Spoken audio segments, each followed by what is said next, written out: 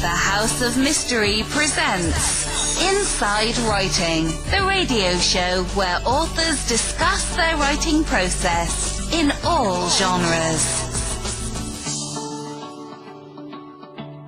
All right, welcome back into the House of Mystery, and we're at the interview part of the show, and today we are going a little bit different. We normally stick to nonfiction or cults or mysteries of something that happened, and we've been touching off on some fiction lately, and there's some really good writers that do some incredible stories. Now, I've been listening to this book for a while too, and it's just it's an incredible book. I love the way Thank it's you. done. And the book I'm talking about, so people know, it's Dodging and Burning, and the writer is with us via phone today, John Copenhaver. I'm glad you can make it. Thank you guys so much for having me. Now, John, where did your writing come from? Like, what made you get into doing these types of stories and crime stories, and where does that come from? Well, I originally kind of started off my writing life really when I was much younger, although I wasn't writing. I was making a lot of home movies where I would get my friends together and tell murder mystery stories. Like I'd write a script for them and pull out like my mom's old camcorder. I get pretty old by today's standards. And, we would, I was just, as a kid, I was completely inspired and read lots of Agatha Christie, of course, and Sherlock Holmes and all that stuff that you'll probably find in a lot of mystery writers' past, but, I didn't really start thinking about myself as a writer first. I really started thinking about myself as a storyteller. And then, so I would wrangle all my friends, I think much to their chagrin, although they were good sports, and I would sort of tell these wacky stories, which were pretty hilarious, especially since I grew up in southwestern Virginia, so I have a real sort of mountain twang originally to my voice. These old videos are pretty hilarious. But, I think I'd always wanted to tell stories, and eventually through high school and through college, my interest sort of moved away from mystery more to, literary fiction. Mainly not because I wasn't interested in writing mystery fiction, but it felt like the world was telling me I needed to write literary fiction, and whatever that means. I don't necessarily think there's this dividing line between the two, but sometimes the publishing world does. But anyway, I got my MFA at George Mason, and after I got the MFA, I said, you know what I really love mysteries, and I want to tell one. And I think that in a lot of ways what I was doing, even when I was writing sort of short stories and stuff in my MFA, even my MFA thesis, sort of, really, the narrative is sort of a mystery narrative. So I think it's really kind of where I come from. I think I've always been wanting to tell mystery stories to tell the truth. So where do you draw your influence from? Like when I write some books too, and even Mike's writing a book now, but we're in the nonfiction, so we go out and meet people and get the story and see the cops and we're getting the actual from what happened, so we're not doing like what you do, and that really fascinates me because it's entertaining and it's done well. And so where do you draw your influence, like for your characters? Well, in a lot of ways, I mean, maybe this is true for every fiction writer. They're always sort of pieces or fragments of yourself. And I think there's always a question that you're having about yourself or your background that you're asking with each character. It's not like the whole person, but these little parts. And so I think every character, at least every developed character, I should say, that I have is in some ways a piece of myself. That maybe I see reflected in the world around me, or I kind of want to explore in some way. With Dodging and Burning, I was definitely thinking about my mother, who was Ceola, the younger of the two narrators' age, right at the time that these events would have occurred. So she was exactly Ceola's age in 1945, 46, that time period. And so, I just had questions about her upbringing, what the world was like, being a gay man, and in that time period. Of course, my question was, what would have that been like? How difficult would have been? And so that clearly helped sort of inform Dodging and Burning in a lot of ways.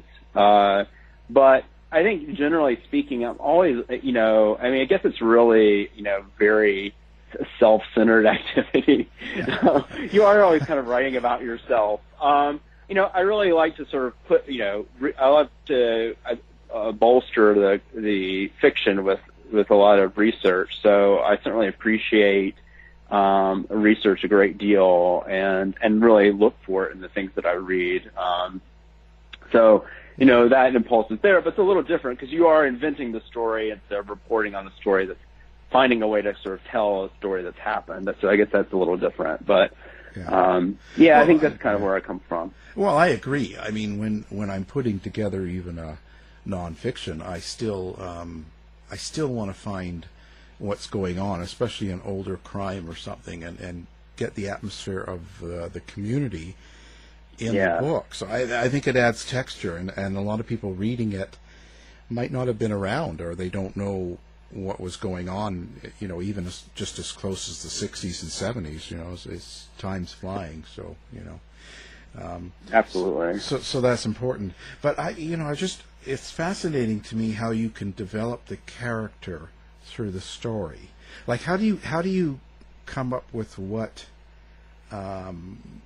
they're feeling and how they are as a character, like how they say things, how they word things, how they phrase it, how they talk about different subjects. I find that fascinating of how well you can get this person in your story. So you get to know so much about them, and where is that just your imagination? I guess essentially it is, but I guess there's kind of a process to it. And I think this is, it's going to be very different for different writers. I tend to kind of have a sense of a character's, almost more of a surface sense of them, whether it's sort of a mannerism that they have or a look that they have. And then I think I started exploring it, and the novel that I've just finished, that I've been working on now, and it's true for Dodging and Burning as well. I got about 80 pages in, and I had to go back and do a lot of revising to really figure out who they were. So I kind of start with a situation and an idea of who I think they are, and mood even. And then I sort of continue to revise and excavate the character. And it's a journey. That's why I like, really the first draft is just the beginning, because you really do have to excavate and figure out what they're about, what's motivating them. And, because that's, in fact, I think that's the most interesting part of the storytelling. And you do discover stuff about yourself in doing that. At least I do. Yeah, of course, because you learn, I guess you would learn how you feel about different things. And yeah, oh, absolutely. And what you end up empathizing with, which is going to be interesting. Yeah, and even your own reactions to events or different things, sometimes it's surprising, right? And I could imagine. So let's give, I've been listening. I should say that as well. In the audiobook, it's great. You have the different people reading different characters. Mm-hmm. And I find that's really fascinating, because I've never had that done with my book. So I think that adds a lot of texture. That's it's almost like listening to the old radio shows. Yeah, it was really a fun thing to doing the audiobook, because I love audiobooks. I love,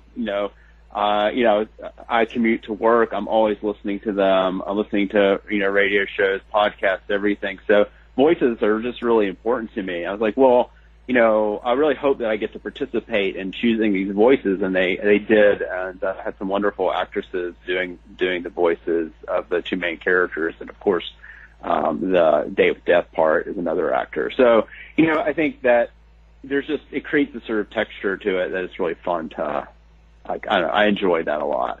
Yeah, no, I was surprised, but I was very happy with it. I think it's great. So maybe give a rundown for the listeners. I know it, but give a rundown basically of the plot in the story. Yeah, so Dodging and Burning is really about this. The central character of the story is this wartime photographer named Jay Greenwood, and he is wounded in battle, and he comes home, and the story really begins in the home front. And he agrees to meet this young woman to take a picture of her for a modeling opportunity that she wants to take advantage of. And when he goes to meet her, he finds that she's been murdered, that she's been beaten to death, and he has his camera with him, and he's trained to sort of dissociate himself from violence, and the sort of mitigating sort of influence is the camera. So he picks up the camera and snaps pictures of it, like to in a sense record it. And then the two narrators of the story play huge roles. They are Bunny Prescott, who is this debutante, sort of socialite debutante, who is in love with Jay, unrequitedly though, because Jay's gay.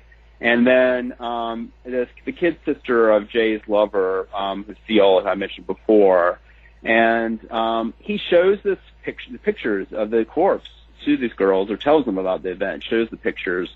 Of course, when they return to the crime scene, the body is gone, and there's a lot of very little evidence of the crime occurring. So they're stuck with this sort of powerful image, which actually is in the book, and then have to unravel the mystery around around this image. And a lot of questions are emerging about whether Jay's telling the truth about it altogether. And so that drives the mystery. And it ends up being a lot about Jay's wartime experience. His sort of trauma from the war, and then sort of the role that photography kind of plays in recording, the war, which I'm also pretty fascinated with. So, but yeah, the mystery centers around this murdered woman and kind of who did it. And, in a lot of ways, it does still function very much like a mystery story.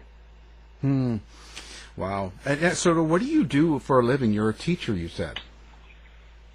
Yeah, so I teach high school at an independent day school outside of D.C. called Flint Hill, and it's I also run the English department there. So, during my school year, I'm balancing that with trying to get some writing done, which can be interesting. But of course, I enjoy it a great deal. But I think that it is hard to balance the two. I'm actually taking a year off next year just to focus on my writing, because I'm pretty excited about that. I'm not sure. I was going to do some research. I'm not sure what the sort of coronavirus is going to, what sort of that's going to wrench is going to throw in the works, but we'll see. Yeah, things like that get in the way, right? But you just don't know what to expect. Yeah. Right? I mean, it did for me. I mean, I was in the middle or 3/4 of a way, and I was just going to fly to a city and finish up some more work, but things happened. Well, it must be difficult. It must be difficult when you're doing true crime reporting because you really, I guess, need to have a connection with people that I'm sure this is making difficult to achieve. Well, yeah, so, it's really important because the better books end up having more connections with more people involved in the case, right? The more you have, the more, it turns out better. There's more information. It's better around it. And all that. So, I could probably finish it up, but, I'll wait as long as this isn't too long. It depends how long we get stuck. Where I am in the Western Canada, where both of us are actually, things have seemed to flatten out already, and things are just sitting. But we'll see where it goes. I think things are a little better in this area than back east there, and the U.S. We don't know what's going to happen there. Right, right. Yeah. It's very interesting to live in a hot spot in the real cold spot in West Virginia, although I'm not convinced that there's more out here than's being recorded just because there's not enough tests. But, it's interesting sort of living in there's two different mentalities if we go back to town for some reason versus out here. Yeah, it's a strange. I guess now, I don't know about you, but does it put kind of a dark cloud over things, like when something like this happens, or so the coronavirus is going on, and all of the misinformation and conspiracies and fights going on, and you turn on the news and it's pretty dark overall. Does that change how you write, or does it make it kind of a darker perception and a darker way of writing when you write these books then? That's really interesting. I mean, I was finishing up the revisions on my second book during, like, when it was all kind of like coming, the initial sort of burst of it in the East and everything. And suddenly school was having to, close and that kind of thing. And I mean, I felt, if anything, it became hard to write. It became hard to focus.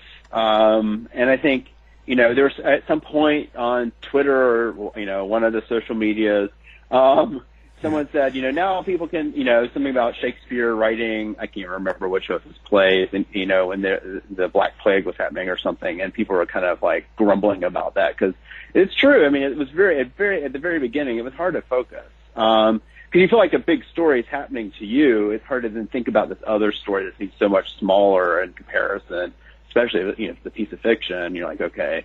And then you settle down and realize that, in fact, I've gained some time. I'm not commuting and all this. And so, my husband and I, we do not have children, so we're not dealing with sort of a family, like much sort of,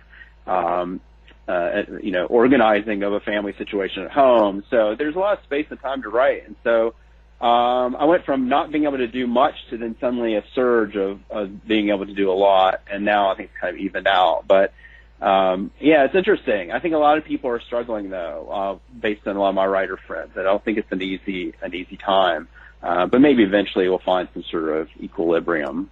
I'm not sure. It shut me down completely so far. So we'll see where it goes. Yeah. I think. Well, but not me. I've been kind of. But the thing is, I'm not really good at writing at home either. Yeah. So I don't know if that is your case. I do better writing outside of home. Oh yeah, I guess that would be difficult. No, home is my writing space. I kind of lock myself away in a room, and although I don't mind writing out like at coffee shops or the library or something, that is typically, for whatever reason, I end up just writing at home, which is interesting, because I think that's hard for even folks who do normally write at home, especially if their families are there. I know some of my friends haven't been able to write at all because they're home with all their children and everything, and that's it's just not possible. Yeah. Well, not me. It's just I'd rather be somewhere else and kind of lost in a crowd. So I'd rather be in a city with a couple million people and that I don't know, and that isolation in that way helps me write. So I guess it's all different for different people. I've been writing for 2 years, and all of a sudden there's all these people in my space. It's like, it doesn't make any sense to me. It's like, I just want to yell, "Get off my lawn!" Yeah. Do it. It's really a strange process. Hard to explain at times, but pretty interesting. Yeah, I agree. So what do you think is going on now? We talk about a little bit about things happening now, current affairs. How do you feel about things right now? I mean, I think that, I think even at the beginning of this, I was telling myself this is not going to be as horrific as the worst case scenario, or as good and fast as people want it to be. I mean, in general, I just think we got to be patient and smart. And my real takeaway from it, though, is instead of getting angry that you whatever, I mean, the economy, is a mess and everything, and it's just something we're going to have to live through. It is like a big natural disaster, and you can't, as angry as you get at the situation, there's really nothing to do with it. You can't do anything. So in some ways, I think, personally, I think folks need to start taking account of what maybe this experience is teaching them about little things. I don't know, whether it's like being out in nature more, or moments that suddenly you're spending more time with your family members. Even it's interesting because, I'm still doing online instruction with high school students, but their lives, they seem more like happy and stable, now, because they're not under all this sort of, because remember, this is like Northern Virginia. A lot of these kids are under a great deal of pressure to get into colleges of their dreams, i.e. their parents' dreams. And, and now, like, a lot of the sort of running around and the craziness is not there anymore, and they're home and they're stable with their families, and they're actually writing better and they're thinking more clearly. So it's kind of interesting. Like, I guess my point is that, settle in, social distance, be safe, but ultimately, like, also see what you can learn under those constraints, and so, maybe being bored a little bit's not a terrible thing, but, spending a little more time in nature, or figuring out, deepening your relationships with your family members, whatever. I guess, I don't want to put, like, I don't want to say that we shouldn't be concerned, we shouldn't, be in touch and connected with what's going on, but at the same time, I think we always have to be looking at what it's teaching us, which in a lot of ways is like, when you're looking historically, and because I write historical fiction, I'm always thinking about what do we learn now looking back, and now that we're in the midst of something pretty momentous, certainly there will be a big, mark on the timeline, the coronavirus mark on the timeline, like the before and after, and like, what is after? What are we going to take? What's the takeaway from this thing? I just wonder about how much do we really learn? We've probably got 30% of the U.S. population believing in a lot of weird history or conspiracies and false stuff going on, and all this stuff's flying around.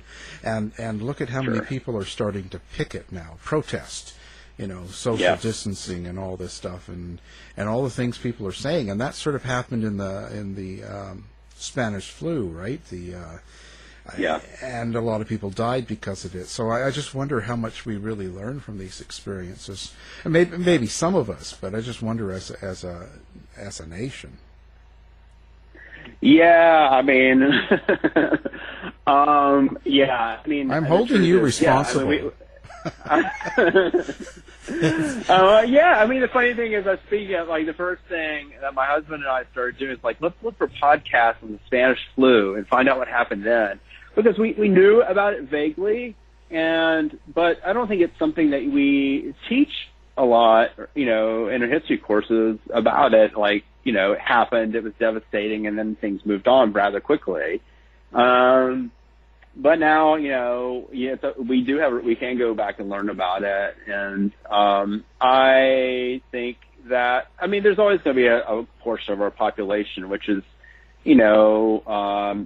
ignorant for a variety of different reasons. And some of it's willful, some of it is because they don't have the resources. Some of it's because no matter what you say on the news, they don't believe it because they believe it's all fake. Some of the news isn't, very accurate. So it's just, it's people kind of wander around not knowing what to believe. And I wish that, ultimately people would use their reasoning skills a little more and just think through things instead of the sort of gut emotional, hunch. They actually laid out the facts in front of them and thought through it.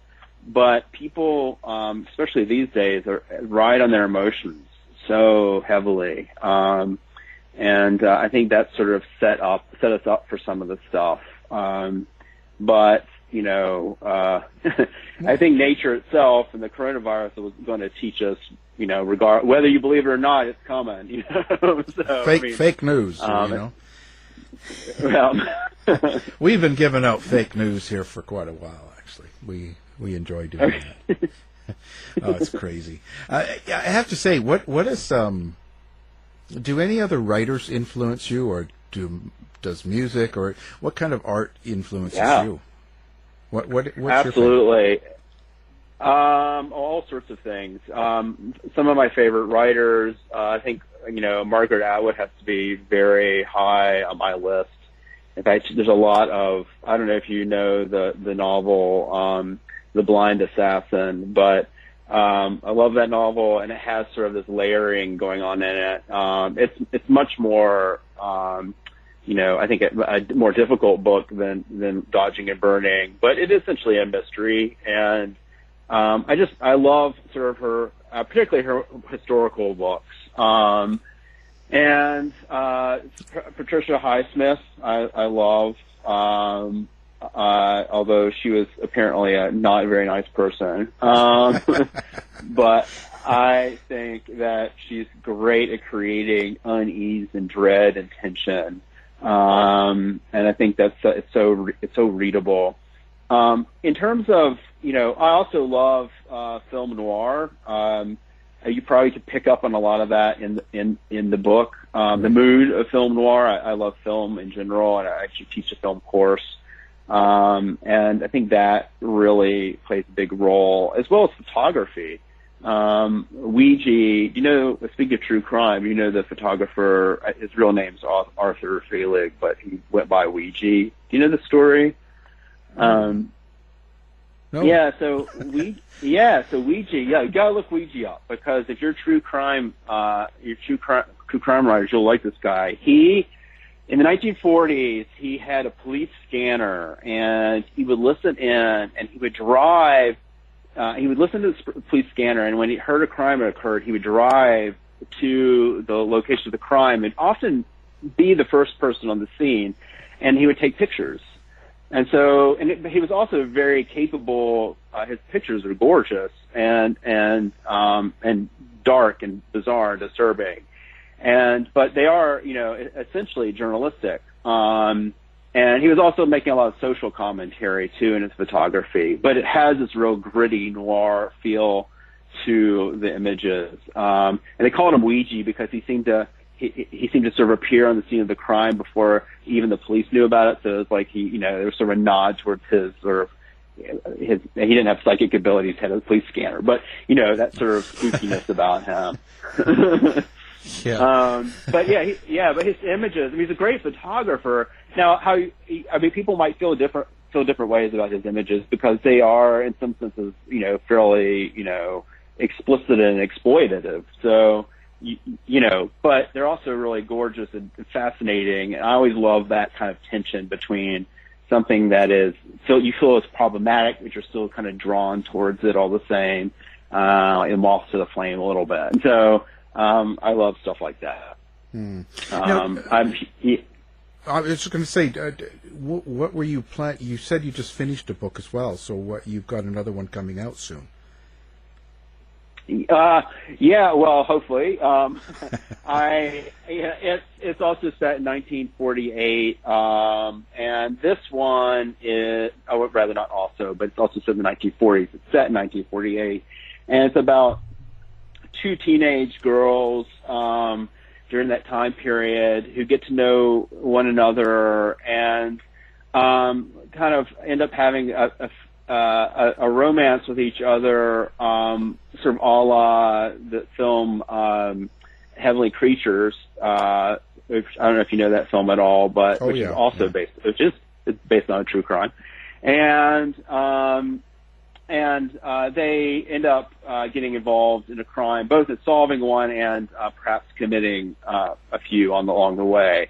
So, but it's got a real noir feel to it, and I like to think of it as the coming-of-age story of two femme fatales. So, and it's a sort of sympathetic coming-of-age story for a femme fatale. Now, for listeners, do you have a website or a place that you would want people to come find you and find your books? Absolutely. It's www.jcopenhaver.com. And also, if you just search my name, it pops up there pretty high on the list, I think. Fantastic. Well, we will have that on our website as well, and a link to your book so people can do one click when they're listening. Again, this has been fascinating, and I'm glad you took the time to talk to us today. The book we're talking about is Dodging and Burning, and the guest has been the author, John Copenhaver. Thank you for coming on the show. Thank you so much for having me. It's really been a delight. Thanks, John. That's great. To find out more about our show, guests, or to listen to past shows from our archive, please go to www.houseofmysteryradio.com.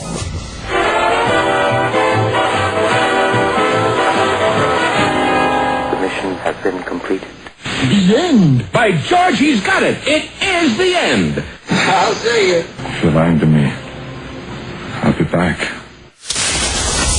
This has been a production of Something Weird Media.